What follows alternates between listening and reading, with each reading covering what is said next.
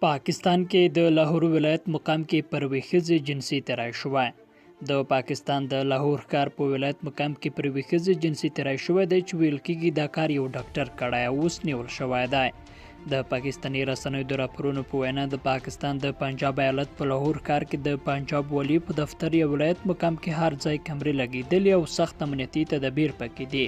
خو بیا هم په دغه ولایت مقام کې یو ډاکټر پر یوې ښځې جنسي تیری کړی دی. په راپورونو کې ویل شوي دي چې یادې ښځې له دې پیښې وروسته پولیسو ته زنګ وهلی چې په ګڼ شمېر ولایت مقام ته رسېدلي دي. پولیسو یاد ډاکټر او ښځه دواړه نیولې دي او د نورو څېړنو او پلټنو لپاره یې تڼۍ یا حوزې ته بیولې دي. پاکستاني رسنۍ د ځینو سرچینو له قوله لیکي چې یادې ښځې په 15 شمېرې زنګ وهلی او په ولایت مقام کې درملتون ته د دولتي ډاکټر لیدنې ته ورغلې وه چې ډاکټر پرې په خپل درملتون کې جنسي تیری کړی.